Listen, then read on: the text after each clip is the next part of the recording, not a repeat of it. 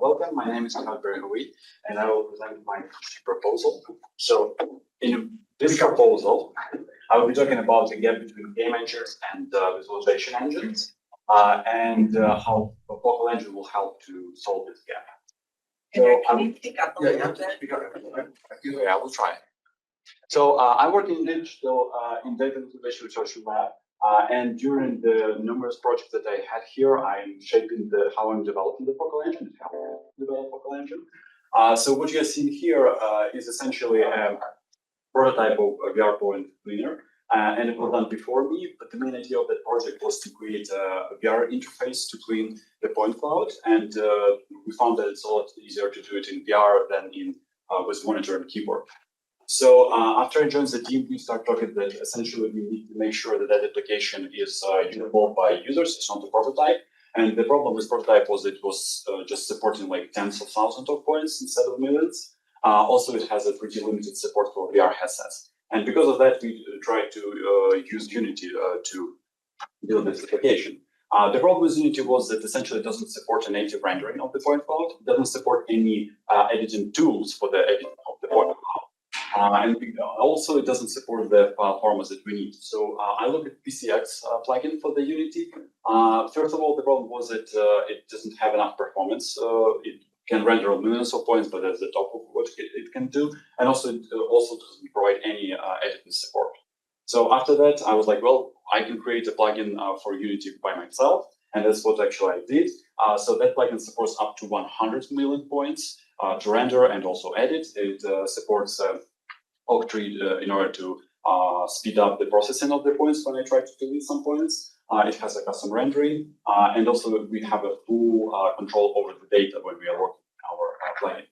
Our plugin was successful, and we have our second version of VR point cleaner. The problem is that because we are using Unity, we have this unmanaged and managed part, and that makes some headache. Also, Unity have a pretty fragmented system of rendering pipelines. And actually, in Unity 7, they will deprecate all of those systems. There will be one rendering pipeline. So that's not a headache. Also, Unity uses a lot of Unity threading, and that's good. But the problem is that sometimes it can call for multiple threads when users interacting with our application without no need. So that's not a headache. But the main problem was the rendering performance. So I was looking at Poetry. It's a good solution for rendering huge amounts of points. We already using that Poetry in our other project. The problem is it's web-based. So if you want to work with VR, you can't use web-based solutions. Well, lately it's not usable.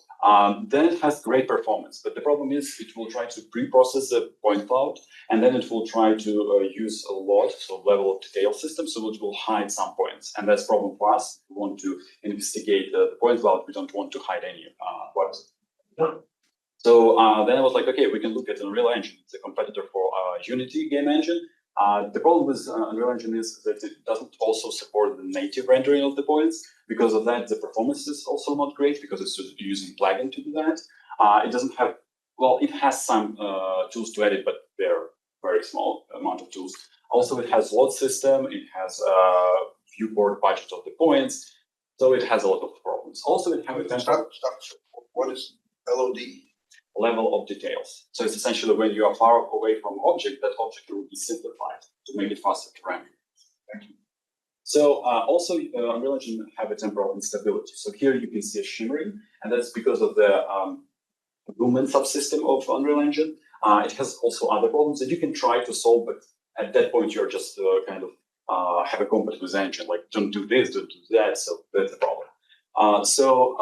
Another application that I was looking at was ParaView. ParaView is a very popular visualization engine. It's based on BTK that has like decades of experience in scientific visualization. The performance was a lot better than in Unreal Engine, but still it's pretty low for us. And it have a native support of the points, so you don't need to add some kind of a plugin or whatever. But it doesn't have any tools to edit, and it's a lot harder to add some tools in ParaView than in Unreal Engine or Unity. And here you can see a table of the performance. The table is provided by the developers of ParaView. So they are saying that they will have performance of 125 milliseconds if you will try to render a point cloud at 300 million points. And they have a bigger GPU than we have. So later I will talk about that again. So then I found this paper. On the depth exam, I talked about the paper in depth, how it's working, what the improvements are. But the main idea is we have old way to render stuff. It's old rendering pipeline.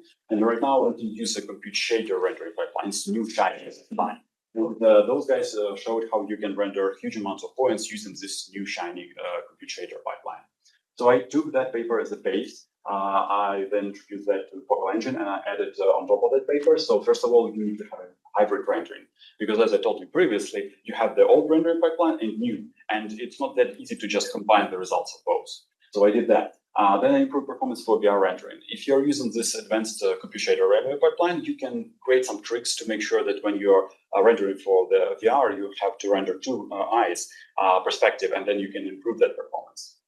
Then there is the problem that, like, if you try to render gigantic point clouds, like 1 billion points or 2 billion points, you will have a limit on GPU, how big your buffer can be, and I overcome that problem also. And then right now I'm working on the addition to this compute shader pipeline to make sure that we can edit points, like those gigantic point clouds. So here you can see some examples of renderings. It's a 50 megapixel screen, and on one of those screenshots, we are rendering like 1.2 billion points. And again, a ParaView said that they will render 300 million points in 125 milliseconds. Focal Engine can do 400 million points in 12.5 milliseconds. So essentially, it's 15x of what ParaView can do. So another project that I'm involved in is cloud-based bathymetry processing, and the main idea behind that project is that we will utilize the cloud-based infrastructure to make sure that the processing of bathymetric data is faster and multiple operators can work on that data simultaneously to make sure that it's a lot faster. When we started this project, we were told that, like, well, essentially you should render as much points as you can, and ideally it should be done without loads of level of detail system.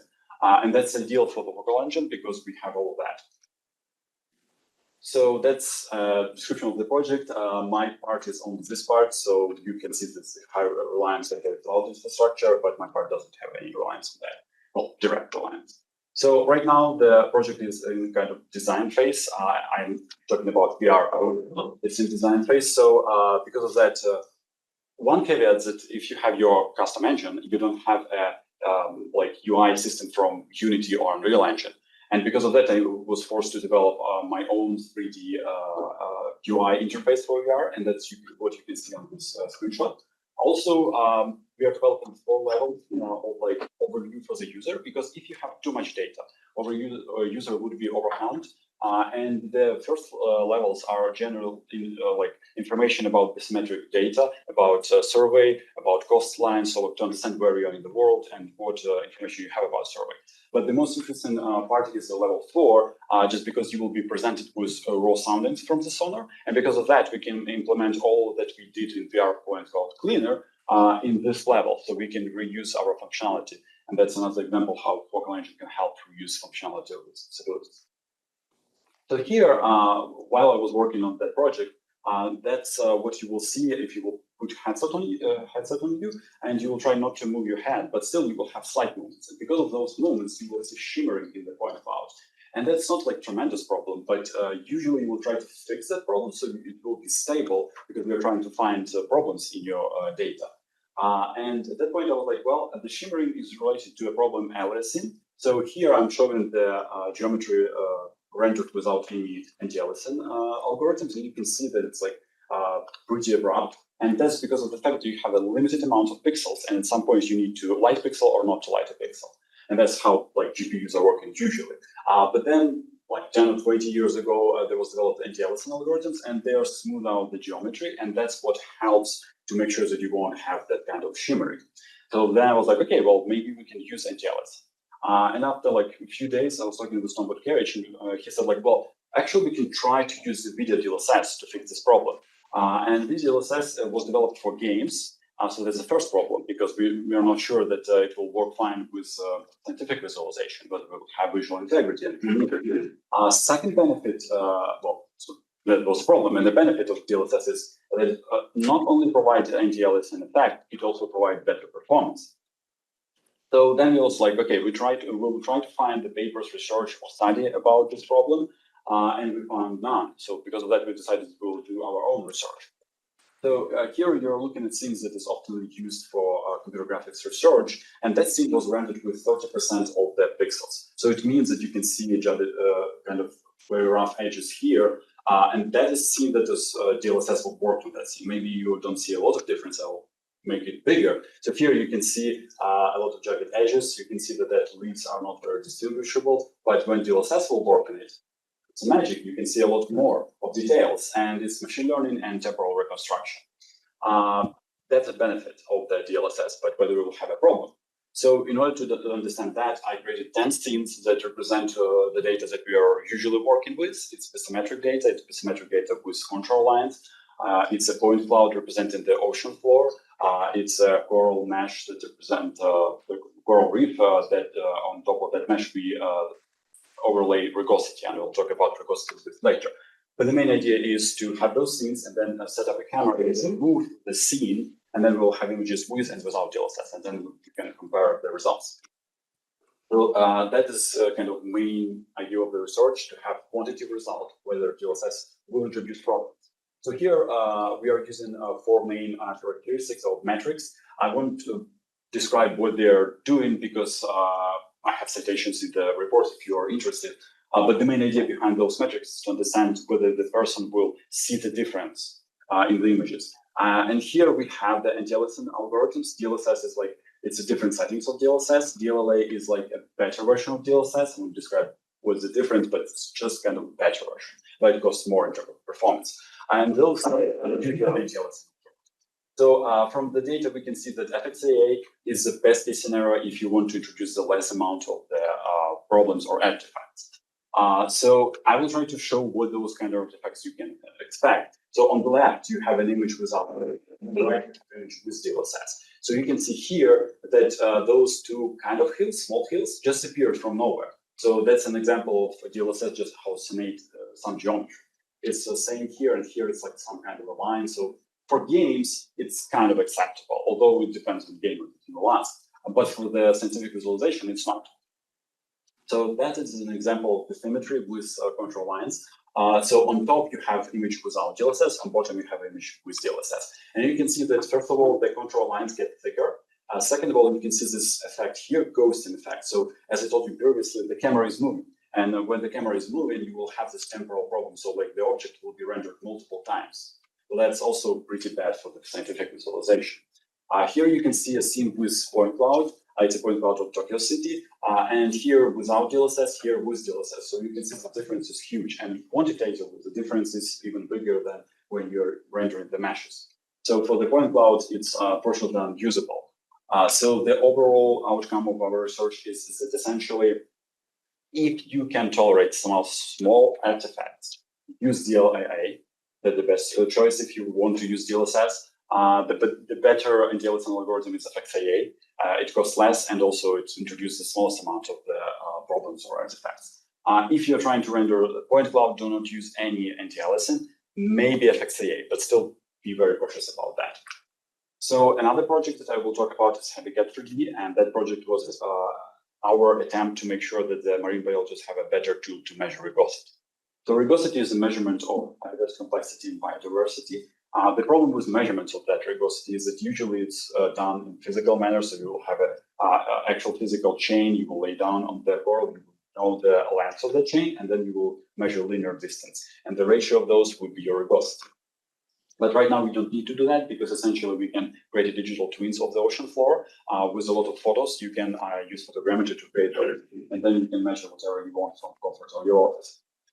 In digital way, it's the same kind of idea if you want to measure regosity in 1D kind of dimension. So you will lay down the digital chain and you will have this length, the linear distance divide, you have your regosity.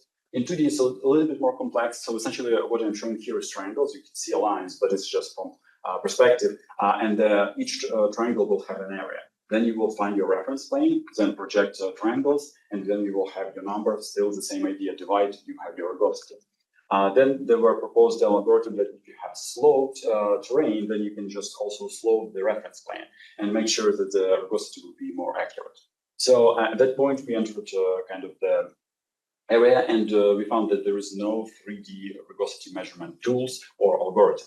So then I suggested that we can just voxelize the model. Voxelize means that you will create a regular grid, and for each grid cell, you will find whether the model is part of that cell. And then here you will see a lot of triangles that are part of it. You will find the reference plane for each cell. Unfortunately, I don't have enough time to explain what problems we face and how we solve those. But when you will find the reference plane, project all of the triangles, and then you will again have your two numbers of the area of the triangles and the projected area of triangles. Divide, and you have your rugosity. It's very important to understand that the voxel is important. You need to understand what feature you're looking for, and then the voxel should be 2 or 3 times bigger than that feature that you're looking for. Another improvement that I this was so essentially it's when you have this grid and when you calculate for each grid cell the rugosity, you will have a lot of edge cases. So then to make sure that you suppress those, you shift the grid a little bit, calculate it again, average, shift the grid a little bit again, average. And then you will have, you will suppress a lot of edge cases and also the result will be smoother. Another problem that we faced was the fact that, in most cases, marine biologists are using 2D information, 2D rugosity, or any 2D measurement. And then we have a 3D measurement, 3D data, how we should give it to the marine biologist. So we came up with the idea that the best way would be to compress it to 2D, and the way to do it is essentially to have an X-ray of the mesh. So instead of like density of your bones on X-ray, on this X-ray you will see a density of your habitat complexity, like whether you are measuring rugosity or fractal dimension or vector dispersion. Another improvement for Focal Engine when I was developing the HabiCAT was the job system. So previously, the job system is essentially the system that helps your application to work with multiple threads. And multiple threads is usually to make it faster of your application to run. So the problem was that I was just subdividing the model on a number of logical cores that you have. And that's working fine, but like the more complex models you have, there will be a lot of cases where some part of the model is a lot more complex than another, and because of that, you won't have a good balancing of the performance on the CPU. So I created a more flexible job system that helped to overcome all of those problems, and also it helped to create a better progress bar. And you can say, well, it's kind of silly that you're talking about progress bar, but actually it's important if you have a very complex model that will take like 2 or 3 days to work on. And then if your progress bar will update after like 4 hours, that's a bad indication for the user.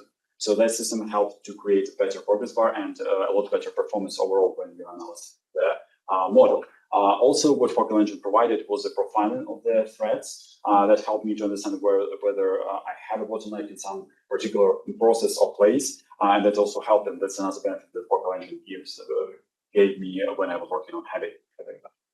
So here, just a couple of screenshots for HabiCAT. I don't have enough time to explain all the features that we have in this application, but it can measure rugosity, fractal dimensions, vector dispersion. Also, it has a histogram that helps you to understand the model more. It has a lot of export options and a lot of configs. So another benefit that Focal Engine gave for HabiCAT development is what you're seeing right now on the screen. It's a model that have 244 million triangles. And Focal Engine makes it possible to render that huge model without any problem, but also run calculations on that model. So you would say, well, can you use other engines to create the HabiCAT? And here I'm listing Unity, Unreal Engine, PowerView. With PowerView, it's pretty hard to create application. It's a lot harder than Unreal and Unity. MeshLab is not the application with which you can create an application, just here to demonstrate that even those kind of applications can't load those models. So I tried to load the models that I showed you previously on all of those applications and failed. I was doing that on my home PC, and I was like, well, we have a beefier machine in a lab, so I'll try it on lab machine. So here, HabiCAT is loading this model in roughly 30 minutes. And it's loaded. Another benefit of HabiCAT is that at some point when you load the model, you can save the model with all of the information about analysis in very highly optimized formats, and then it will be loaded in 2 minutes. But then I tried Unreal Engine 5, and in 38 minutes, I think it just failed. It ran out of the memory, and that's usually what you would expect if you have a gigantic model, because Unreal Engine is a game engine. So because of that, it will create a lot of additional data structures, nanites, and all that stuff. That's why it's crashing. Unity was kind of a funnier example, so it will run for 20 hours. And after that, I just closed it. So the problem was, I think at least the problem was that it spawned the thread, then the thread was trying to load the mesh, and at some point it failed. But Unity didn't recognize it and was just like infinitely waiting for this thread to finish. So that's another example that, well, it's pretty hard to create the same application with those game engines if it can't load. So then I tried PowerView and it took 1 hour and also crashed. So later on, I discovered what the problem was. So essentially, when you're loading this model, you have color for each vertex. And that's usually how models are output with photogrammetry. And all of other engines, including Focal Engine, including MeshLab application, Blender, will support that color. PowerView choose not to support because that color definition is not part of the official OpenGL format.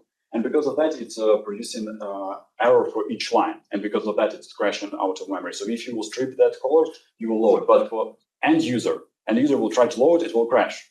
That's a problem for end user. So for those engines that you were testing, though, it looked like you had different images for each engine that you were. Did you have a constant?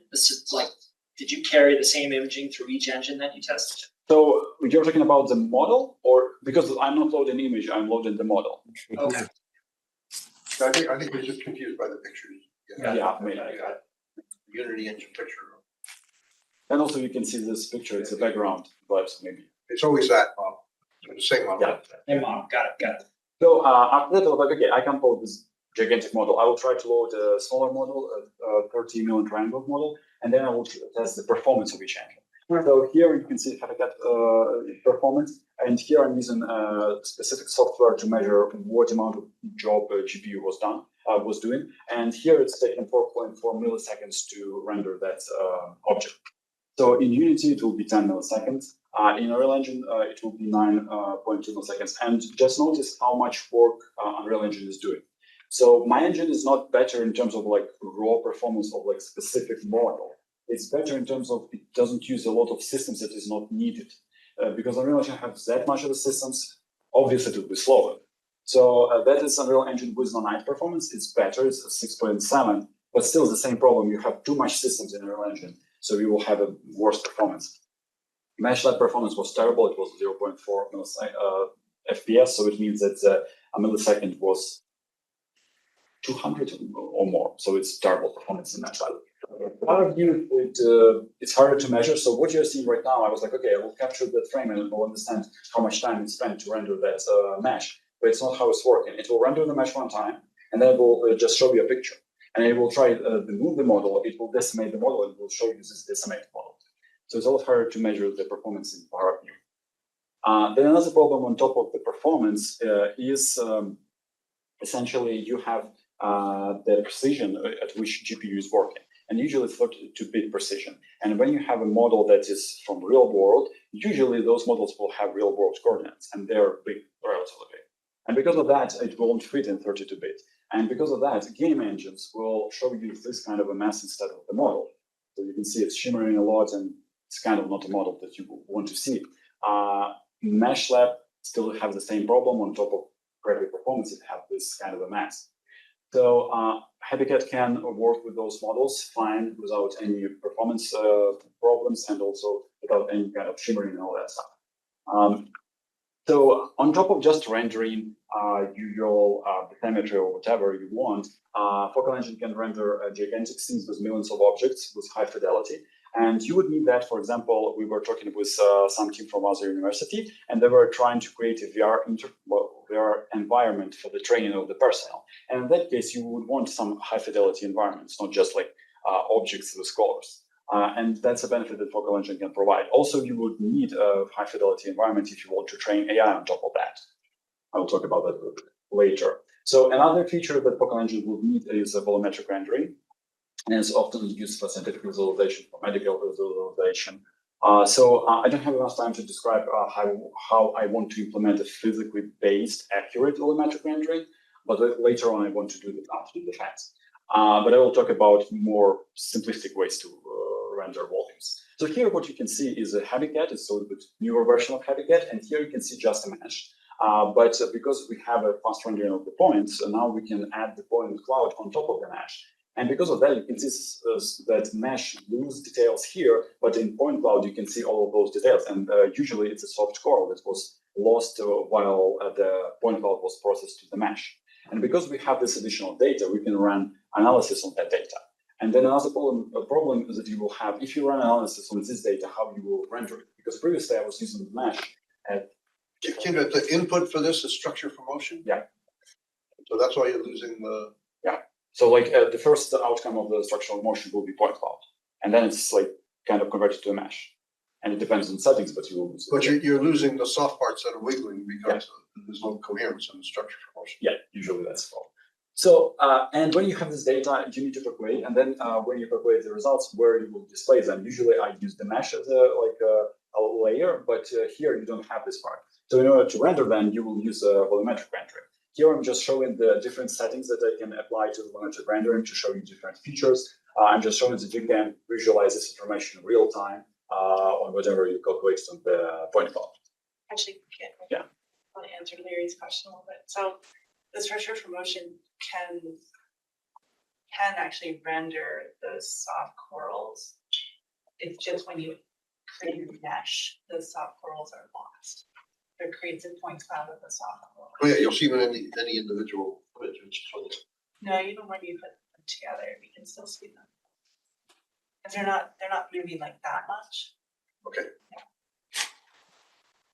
Okay, so what I'm showing here is the figures from the paper that Colin Ware and Jen Dijkstra are written and other authors. And the main idea from behind the paper is that they presented a new analysis, 3D-dimensional analysis, to find, as I call it, volume refuge. So what it means, it will highlight the volumes that is inaccessible by a predator of specific size, and it will show what volumes can be used as a refuge for species. And that is a great paper. The only caveat was that they use CPU to calculate that results, and it's slow.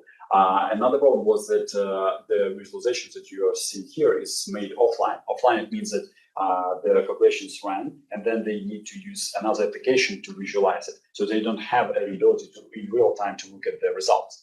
And by having a real-time volumetric visualization and also a way to increase the speed of the calculations on GPU, Focal Engine can help with solving those problems also.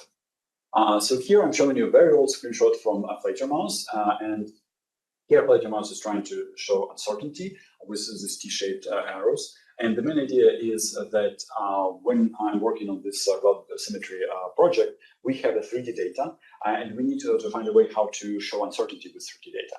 2D uncertainty, like how to show 2D uncertainty, is well defined and it's researched a lot. 3D is also researched, but not that good. And I think that we can use volumetric rendering to help visualize uncertainty for the bathymetry.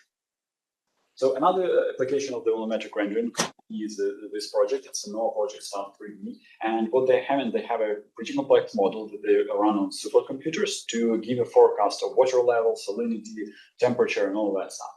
And the problem is that they're visualizing it on that page only with 2D results. So that's a bummer. You have a 3D data, you visualize it as 2D data. So here I'm showing what it could be. So I have a bathymetry and I have the 3D data from Stuff 3D, and I'm visualizing this kind of flow. So here you can see that's an ocean, that's a river. And at some point you can see that the more saltier water is entering into the river. And with that kind of visualization, you can see full 3D details. And I think that volumetric rendering will help those Stuff 3D to create better visualizations.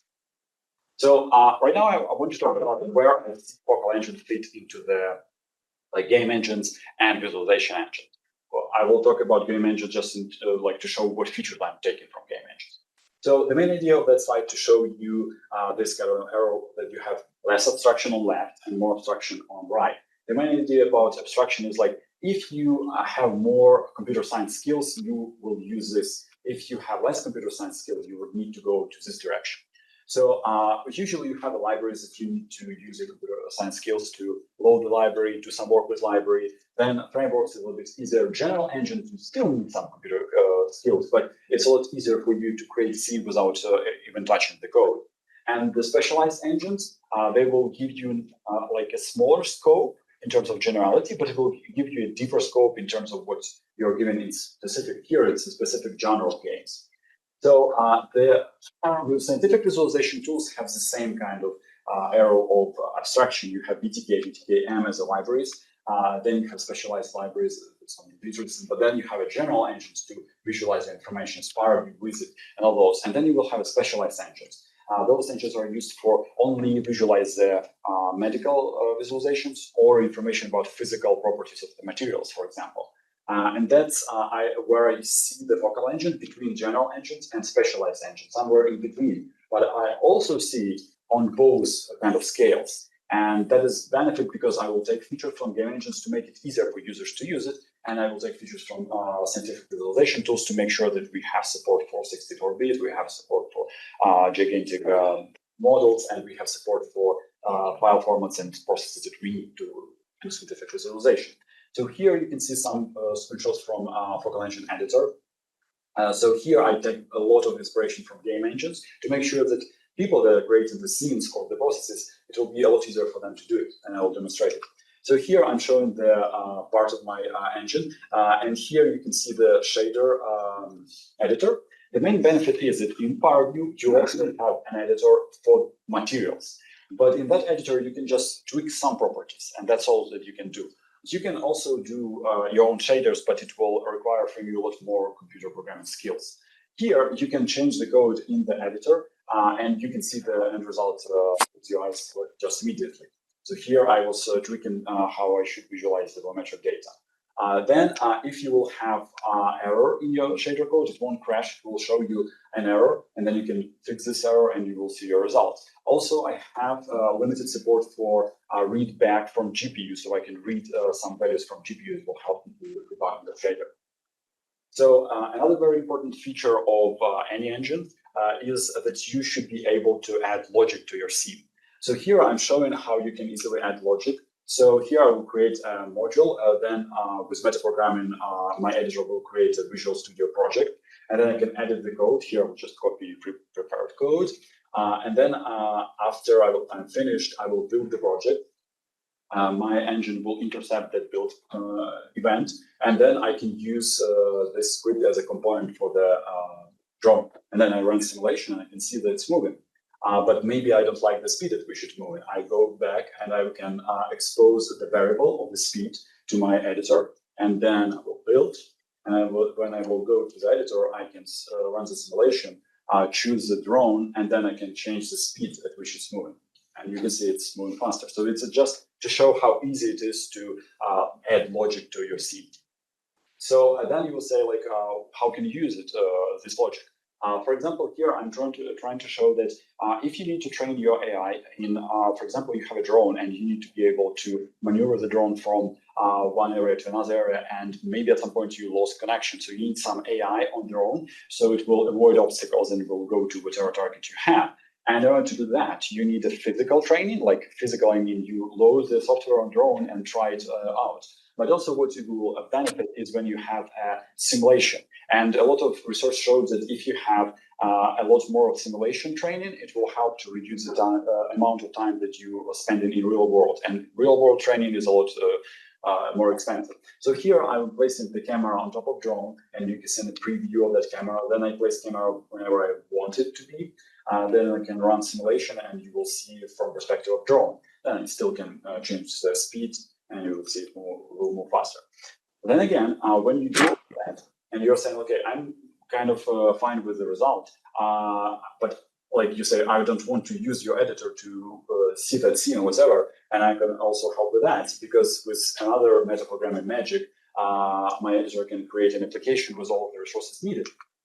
So here we can build, we'll do all of that magic, and then you will get your application with resources, and then I can launch it, and you will see it full screen. So another important feature is plugins. And what I showed you previously, it gives you flexibility in terms of like managing your scene and adding some kind of logic, but plugins will help you to modify the editor. And also why it's important is because while I was developing HabiCAT, I used GDAL and CDAL. It's great libraries, but they're gigantic. And if you want to make sure that your like core of the engine is lean, And you would want that because if it's clean, you can port that to other platforms. You need to make sure that your plugin system can load those libraries if you need them. Another reason to have plugin system is because of license compliance. So NVIDIA DLSS, you can't just hook into your engine and just distribute that engine because even Unreal Engine and Unity have DLSS as an additional library, an additional plugin. Another great reason is that, as I mentioned previously, I'm not saying that Focal Engine will replace PowerView or VTK, it's possible, but you can use the experience, decades of experience of VTK in Focal Engine. You will just load that as plugin, and then you can use functions that we don't have in Focal Engine. That's another benefit of plugin system. So another feature that I want to add that will be added after the fence, I will talk about what I will add before and after the fence. So another feature is Model Context Protocol. I don't have enough time to explain all of the features, but the main idea is you will have a layer between LLM, agent LLM, and your application. And you can have a communication in both ways. You will ask something from LLM, and your LLM can ask something from you. So it's I would say that right now it's an industry standard because Google is supporting that, Anthropic is supporting, OpenAI is supporting, and also 2 weeks ago there were a presentation from Microsoft that MCP will be officially part of the Windows, and there will be an MCP registry in Windows. So it's like essentially you will register it like, oh, I can interact with LLM. That's my interaction protocols, and I would assume that that's a great feature to have because right now everything is AI and all that stuff, and when you have a communication with AI and you prove future-proof your engine, that's great. And also I will explain how I intend to use it at first place. So here what you're seeing is essentially a HabiCAT interface in web browser. And it's fully functional. I mean, not HabiCAT, but interface. And that was a demonstration from me that you can just have a C++ code and small parts of the engine, very small. And you can compile it in WebAssembly, and then you can build a web application. It's important because when you create this structure of your engine that could be portable, that's great. Because, for example, imagine you want to share your work on the Coral or whatever it could be. You need to send an application. You need to send the Coral. But what if you could just send a link? That's a lot easier to do. And when you make sure that users of the engine can a lot easier share their work, it means that you will have a broader audience to work with. Also, another benefit is that NOAA and other government agencies will have a review process of the code if you want their employees to work with your application. And if you have a web application, that code review will be a lot easier. So another platform that I see very important is Android, and that's because of this device. It's Meta Quest 3, and the reason behind is that it's cheap, from $300 to $500. Also, it's self-contained, so it doesn't require any base stations, any additional equipment. And because of that, it makes it easier to share your work. If you have some VR application, if you can share it with these cheaper devices, you have a broader audience to work with. So another very important part of the engine is OLL testing. I had experience with big projects, and if you are not managing this project well, at some point you will have a breaking point, after which you will try to add something small and it will break miserably. It will break in other systems that you wasn't expecting, or it will do some other crazy stuff. And in order to make sure that it's not happening, or at least you have lower chances of that happening, you need to have regression testing. So I have multiple layers of those. Well, it's not fully ready, but I have at least set up the main layers. So unit tests, I'm using Google Test Framework. It's an industry standard right now. Here I will just give a quick example of what I meant by unit tests. So for example, you have scene graph. Scene graph is essentially a graph that saves interactions between entities in the scene. So I can do some unit of work. For example, I will delete that node, or I will move this node to another subtree, or I will add some node. And after the unit of work, I will say whether this system or any other system is still okay, whether it's fine or not. And that's what usually unit tests are doing. Another important feature is GitHub Actions. GitHub is essentially a platform on which computer scientists are working together, sharing the code, or contribute to other code. And what GitHub Actions is allowing you to do is to run unit tests, or it could be other tests, before you will have contribution from other people. So I already have multiple pull requests for some parts of my engine because it's modular. People can get those for some modules. And it helps you not to check every pull request thoroughly. Well, I mean, if it fails the test, you don't need even to look at that. So it helps to manage open sourceness of your project. So what I talked previously was about like quantitative testing, like, oh, whether this code is running fine, or whether if I will delete here, whether it will work fine. But sometimes you need a visual testing. So for example, here I have same scene, the same bathymetry, but I just have a different density of the control lines. So in order to find that problem, you need some visual testing. In this scene, it's the same problem. Here you can see the mesh with like this 50-bit precision problem. Here you can see how it should look like. So you need a way to find visual problems. For doing that, I created an application that is using the visual node system to create a test case, and it will be tested. So here I have a relatively simple test. And what it's doing, that's the editor of my engine. It will load the model. Then it will drag it to the scene, and then to tweak the model to place it in the place that I'm expecting. And it will, on each step, it will compare the output of like engine and the reference images. Another benefit of visual testing is that essentially if that model would be moved in any place, it will still find this model because it's not looking at, oh, I need to click it in this particular place. It will look for the image and then it will do whatever actions I implemented. So that's where I see MCP entering the work.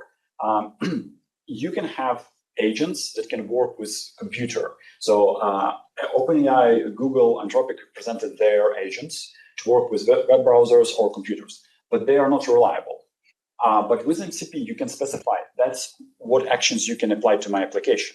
And that will ensure that there will be no some kind of crazy actions that is not possible. But on top of that, you're getting benefit of AI. It's unpredictability. Even if it will produce some crazy test case scenarios, it's fine with me.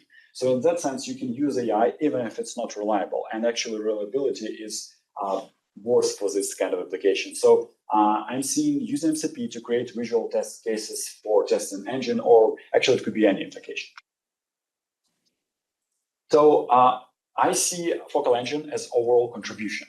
But also to be more specific, I will list individual contributions that I'm expecting to have before defense. So HabiCAT is already presented to you and it is done. The paper is submitted and published. The DLSS paper, or source that I was talking about, is in submission. The third version of Point Cloud Cleaner that will provide essentially performance of rendering the points and performance at which you can edit those points that you can't find in any other out-of-box engine, at least to my knowledge. Fractal dimensions on Point Cloud, it's what I showed you previously, that when you can load the Point Cloud into HabiCAT, you can run analysis on top of it. So in that case, I will get this fractal dimension measurements on the Point Cloud, and I will render it in volumetric way. Other stretch goals, I was discussing them all over this presentation. I hope that I will have some of them partially ready before the defense, but at least half of them would be definitely done after defense because they're like to make sure that the focal engine is used widely and it could be beneficial to a lot of people. So thank you very much for your attention, and I will be happy to answer your questions.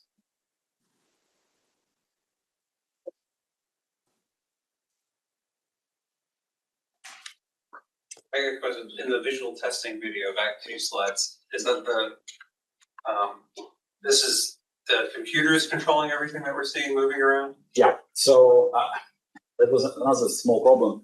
That at some point I was also recording the actions, like to record the macros. And at that point I discovered that when you have this kind of interception in the system and your application breaks, it will break the system. But anyway, right now it's just controlling, and that is fine. It won't break your system. So you just say, click a mouse when you find this image, and that's what it's doing. And also it can input text, so you can do a lot of stuff. And it can work outside just this editor? Yeah, as I said, that's an additional application. It's not part of the engine. So because of that, you can test any other application. For example, you can look at the same example. I think that we have a project about control lines in the lab, and you can visually measure the difference with what you have made a change, like measure the difference, something like that. So it could be applied for any application on Windows. Okay, I have a question. No, hi Kindrat, by the way. So, what is the timeline for your thesis? Is the work entirely completed and it's just to be written up, or do you have remaining work to do, or what is the status? So the timeline is that I want to have a defense before the end of the year.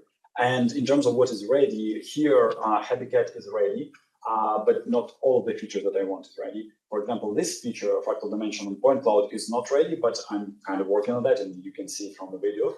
DLSS paper is ready.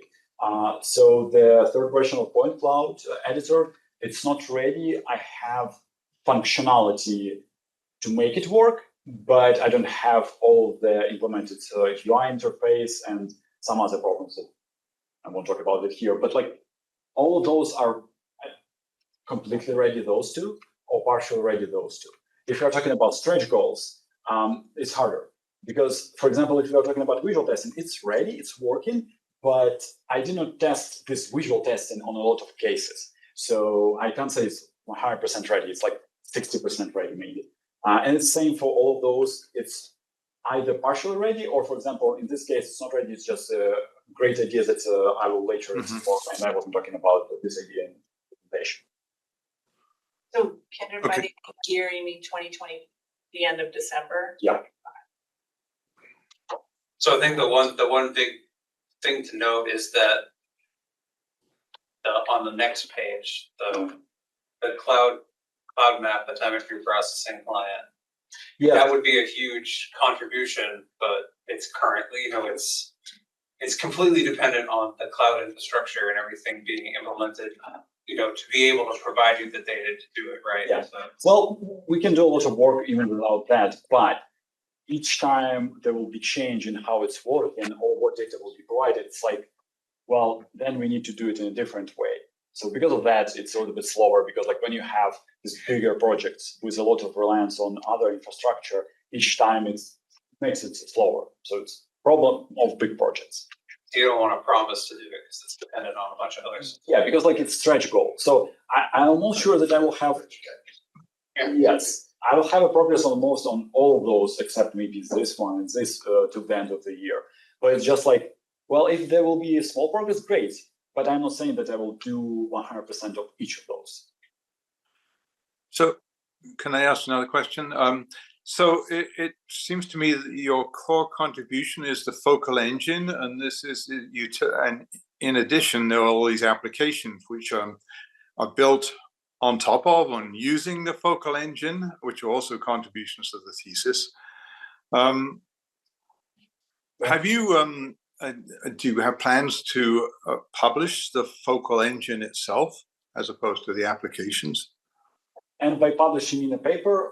Yes, publish in some way. So in terms of paper, till the end of the defense, no, because essentially I want to have all of the projects, or at least that I have here, finished, and then I can build it a lot better to say like, that's a benefit here. Here I can publish some parts and it will be good enough, but I plan to publish another paper. I'm not 100% sure what it will be because I'm looking through multiple variants, but that paper would have some description over the focal engine. And in terms of publishing as open source code, it's already published. I think it's what you asked.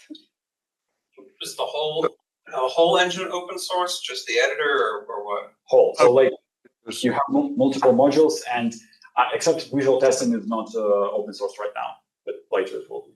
Yeah, I see what you're saying. You're saying so the software itself is published, but that's not a paper about software. Can I ask a more specific question? You're using C++ as a scripting language, apparently. So is this somehow interpreted? No. So essentially, it's like, I would say, almost a direct connection, so it's not interpreted.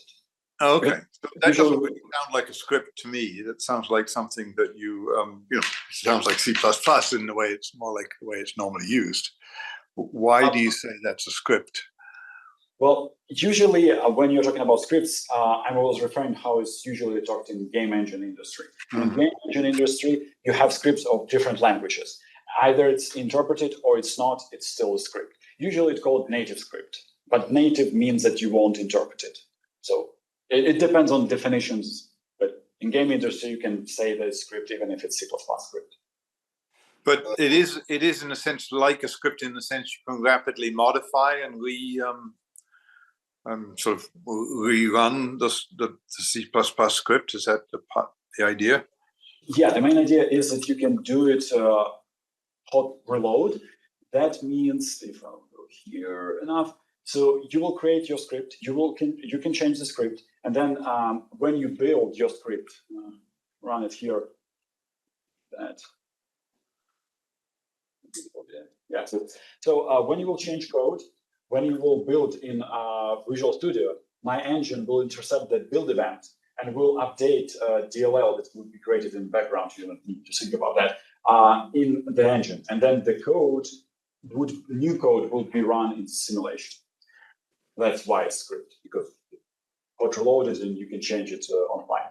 Is the visual node system stuff, is that also used to script things? Right now, no, but well, in the engine it's no. But if you're talking about visual testing, it's used because here it's essentially you're creating a logic of the test. So it could be used in engine also. Because I think like Unreal Editor has stuff like this where you can kind of program visually if you don't know how to do it by code. Is that what it's meant by metaprogramming? Is that term? No. Metaprogramming is like when you have a code that will create another code. Well, it's not every time is that, but usually. And that's why you need that when you're trying to, for example, have a script. Because like how you will create your Visual Studio project. You need to use a code to create a file with a description for CMake, and then CMake will do another job. Then metaprogramming is also when you have a macros, for example, well, it will be very hard to see because it's in video. You will define a property that will be visible to the editor. That's done by macros, and that macros is also metaprogramming. So like, it's a lot of what I'm hiding behind metaprogramming here. Great. Taking charge. Just jump in. Okay. So you spent a lot of time telling us what Unity and Unreal can't do. Yeah. Well, it can do also a lot. Yeah. So aside from the obvious difference in terms of level of abstraction, are there relevant things that those engines can that Focal Engine can't? Well, it depends on what you're looking for. Unreal Engine and Unity engines are very kind of build-up engines for tens of years, decades of experience, and they have a better system in terms of scripting. So it's better in terms of it has more functionality. When you're talking about fidelity of the images, it also have a lot of additional functionalities that I don't have. But I'm trying to create a functionality that is relevant to like what we are doing here in lab.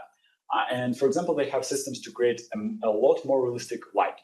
And usually you need that in games, but when you're talking about like training AI, sometimes you need it, but sometimes you don't. So also they have a lot of systems that need it for games, like enhanced meshes, essentially where your character can go and cannot. Also it's AI system, but old AI, like what your kind of character can do and cannot. In what we are doing, it's less of necessity. So because of that, I'm omitting that. That's the main reason why I'm saying that I'm somewhere in between general engine and specific engine.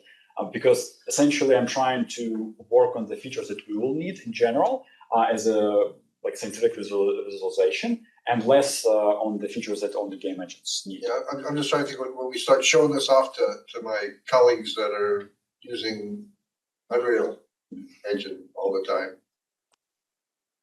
Is the reaction going to be, this is fantastic, or is it going to be, oh yeah, but I can't do this, I can't do that I do all the time? Right now, and again, I understand it depends on the application, but we're talking about 3D bathymetry, Rex, and so assets. The main benefit when you have your custom engine is a cursor benefit that you can do very specific features for whatever you want. If you will take Unreal Engine it have a very broad kind of applicability, and it has a lot of features. Right now, they have even features for films and all that stuff. And if you'll just say, oh, I need an engine, a general engine, and for my company, I don't know what I will be doing, Unreal is the choice. Like, I won't say that focal engine is better. But if you have a very specific niche, like, oh, I would like to render this gigantic model, or I want to do this specific way, but like Unreal Engine doesn't give me enough performance or whatever. So it depends on the feature. And when you have your custom engine, you can have a very specialized solutions that will be a lot faster than Unreal Engines.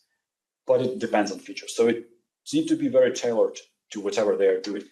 Instead of like just saying. Related question to this one.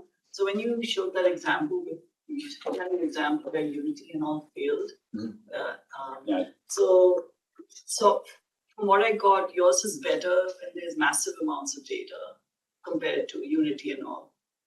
Yeah, at least when you are loading the mesh, Okay, like gigantic mesh. So did they basically fail because they have all these extra features? They're loading a lot of overhead into the system and they run out of memory. Yeah. So Unreal Engine usually by default will create now mesh that I was talking previously. Will load the mesh like, oh, if the character would be kind of placed on that mesh where it can go or can't go or whatever, it will create by default. Then the Unreal Engine 5 will create a nanite reconstruction of the mesh. And first it will be loaded to RAM, then it will be loaded to GPU. But because of that, it will create additional usage of RAM and CPU. So, and that's not bad from engines. That's usually what they should do, but it's for game engines. But when you're talking about gigantic models, usually they are not prepared to handle those because usually you're not doing that. PowerView, for example, can handle those a lot better. Well, except some edge cases that I showed. I'm gonna guess one of the big benefits of Unity or Unreal over Focal Engine is just interoperability, like the ability to build out for Android or an iPad or HoloLens. Because I remember that was one of the reasons we were using it was that, you know, whatever VR thing we were programming for 2 years later would be deprecated and we'd have to build for another one. Unity made it very easy to do that. Yeah, that's the reason why I'm suggesting to have a web kind of build target. And I'm suggesting that not just because of like, oh, we would like to have it. Previously, it was harder to make a web build application because you would need to use C# or JavaScript, and you will need to use old API, WebGL. Right now, you can use WebGPU and C++.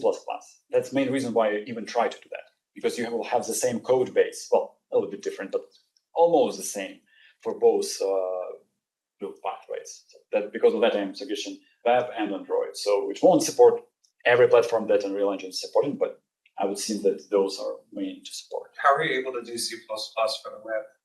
So essentially, there is this mscripton platform, and what they're doing is they are taking your C++ code, and then they are compiling it to WebAssembly.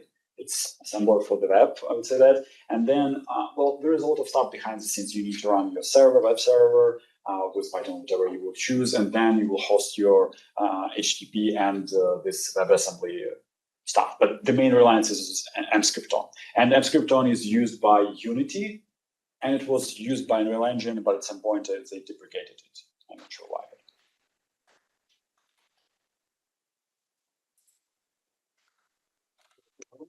So is yours, Kindrat, combining the Unity's best features and say scientific toolkits features? But they are more, you need to really know how to use those things, the scientific ones. You're trying to make it more user-friendly than them. But yeah, because when you load the PowerView, if you know the interface, then that's fine.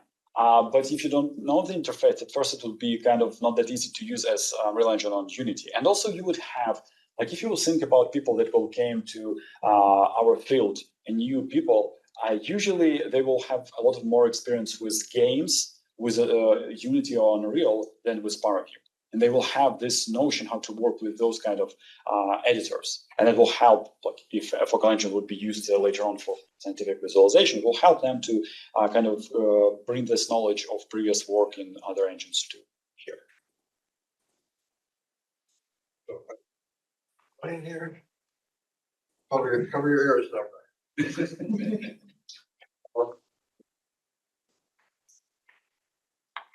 Do you think there is a potential with the DLSS to be able to take a piece of seafloor that's been mapped at high resolution, and I'm not talking thoroughly optical resolution, but real high resolution, multi-beam,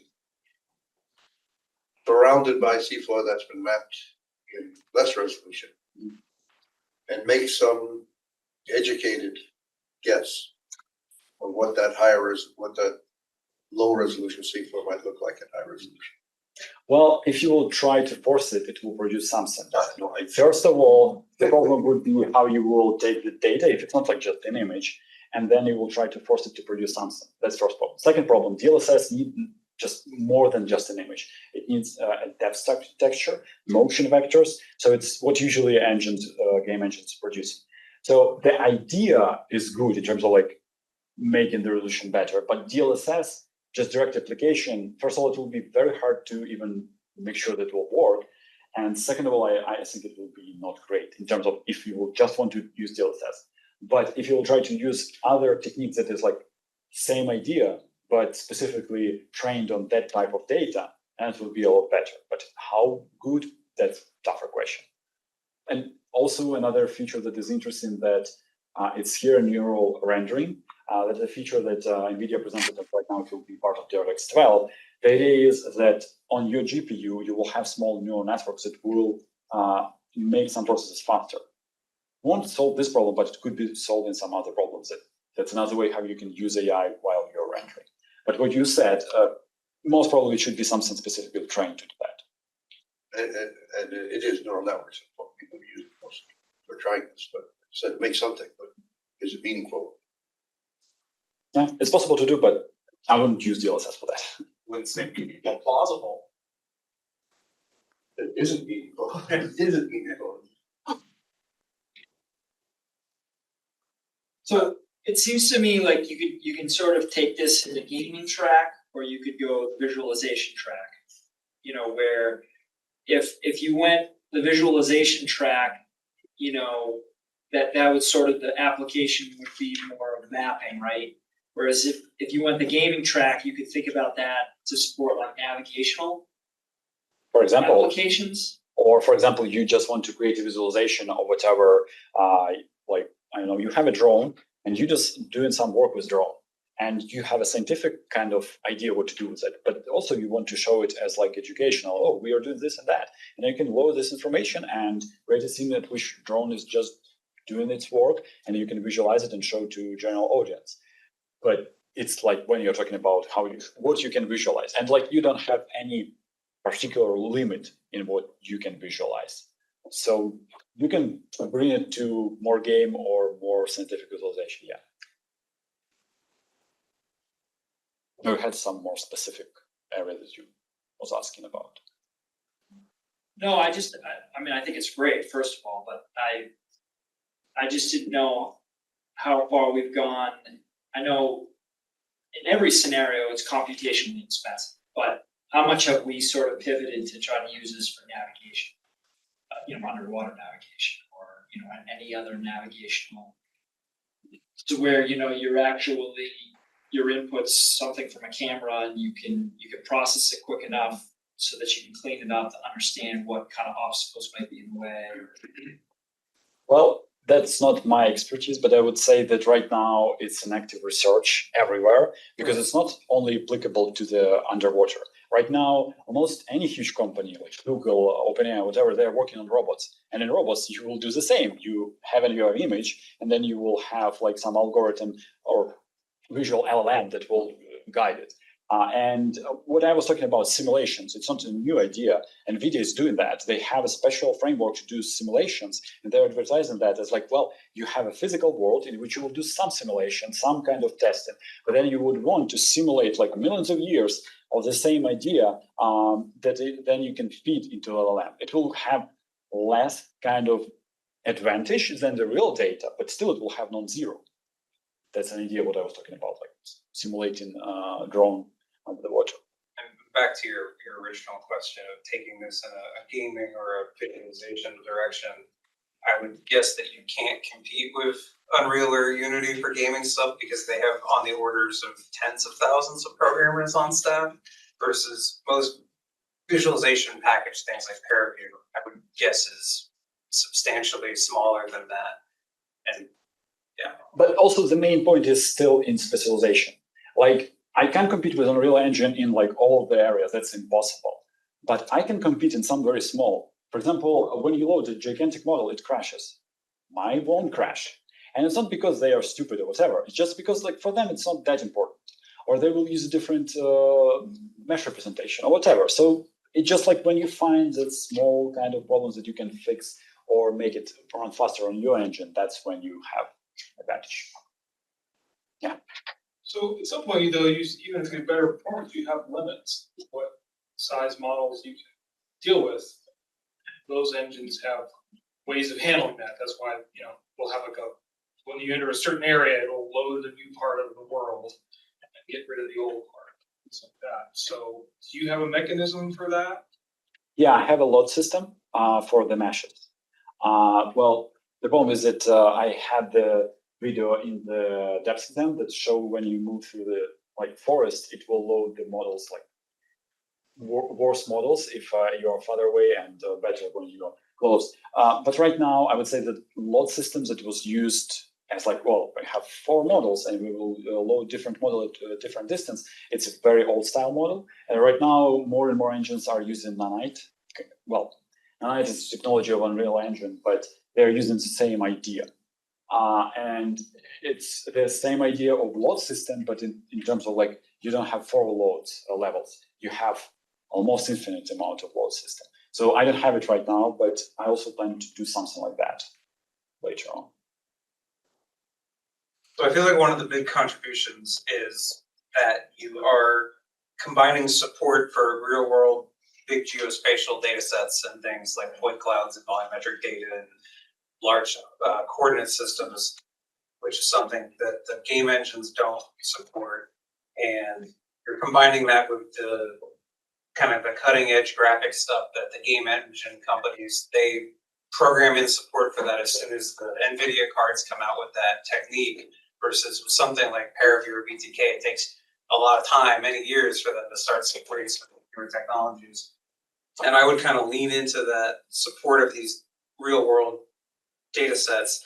And I think another thing that could be added in there with HabiCAT is kind of support for shapefile, type annotations, like Jen's students was creating the polygonal shapefile annotations for all these coral reefs and being able to bring that in as an additional source of data, like species stuff, and then being able to correlate these kind of 2D polygons, geo-reference polygons to structure from motion meshes, point clouds of photogrammetry results, and kind of volumetric analyses, and then kind of just tying that all together with a visualization of the results. So doing this volumetric visualization of results in HabiCAT, and maybe how do we collapse that volumetric result to a 2D result? Because ultimately, a lot of this is going to end up back in our GIS for analysis over a huge area.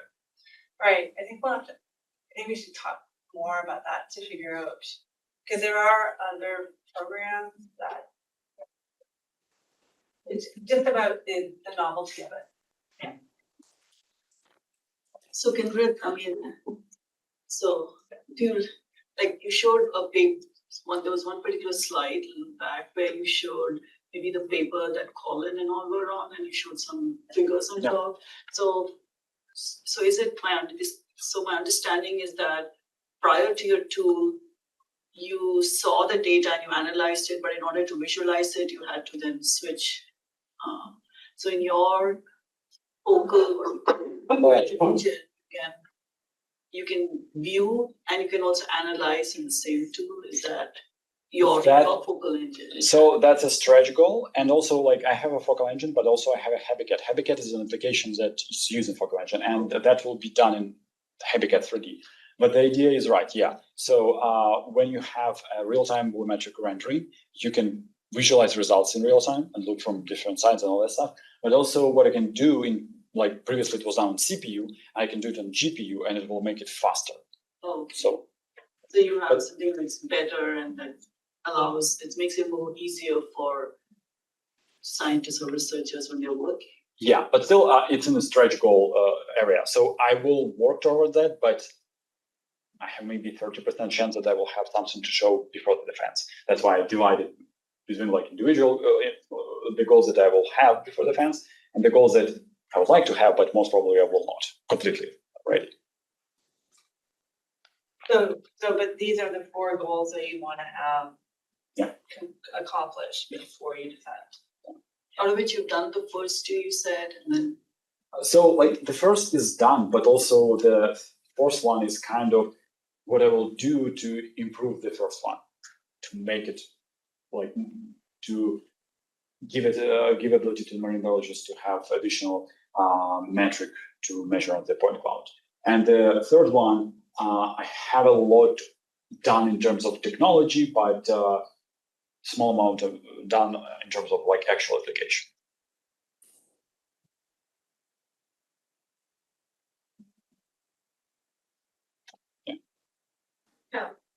Amazing amount of work here, but you kind of touched on it, but for the commercial scientific rendering softwares, not the mapping ones, but the ones meant for more marketed towards the MRI imagery and that kind of imagery, are they using some of these same tools that you compared, or are they using different backbone libraries and components? Well, so if we will talk about PowerView and Visit, they're using VTK-M. VTK-M is like a little bit different library, but they're using those. And they're using OpenGL in all of the cases. And also I'm using OpenGL. But like if you're talking about what they provide in terms of functionality for end user, it's a little bit different because when I was talking about shader editor, they don't provide that kind of editor. They provide material editor. It's a little bit different stuff. So they have a lot of specialized stuff, but usually they are not providing realistic rendering. They have ability to do it, but it's harder. Then they don't provide a way to easily build application on, like if you have a PowerView, it's not meant to create applications. VTK, yeah, but like VTK is a library essentially. So they have something similar, but also they have a lot of different stuff that I am not implementing, but also they don't have a lot of stuff that I did. Because like I'm trying to get it like those user-friendly features from game engines. And PowerView have a different philosophy, so different.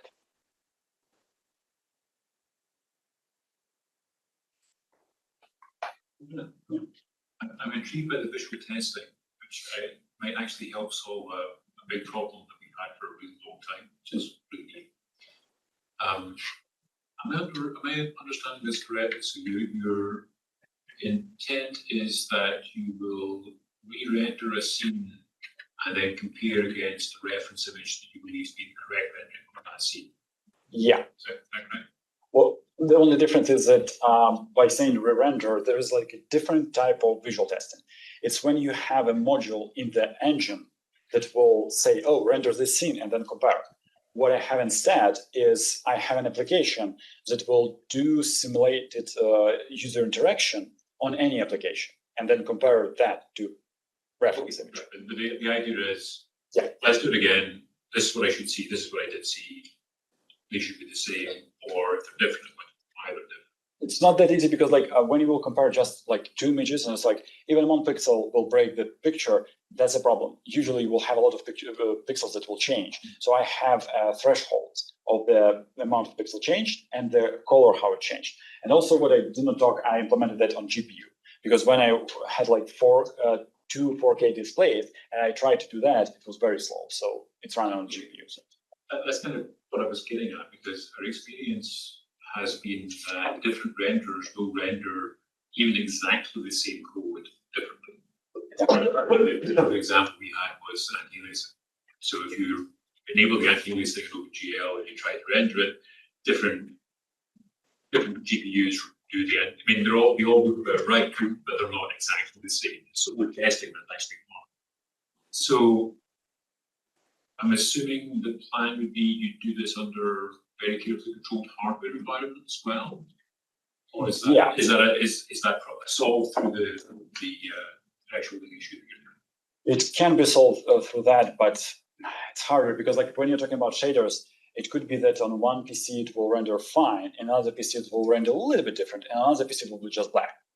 So if you have that kind of situation, well, that won't help because you will have black screen. But here you can see a similarity and color shift. I have a lot more under the hood, but that's the main idea how to fix the problem that you were talking about. Like, if I understand that I have 10 reference images and they're slightly different, I can tweak so all of those 10 will be okay. So then again, there is no guarantee that at some point it will render a correct image by your standards, but still it will be a lot different enough to trigger it. So not ideal, it's very hard to create the ideal kind of thresholds and all that stuff, but you can do it right now. And so we're running out of time here, so I think at this point we're going to cut off the public questions and ask everyone to leave. The committee will talk amongst ourselves, and then we'll invite Kindrat back into the room.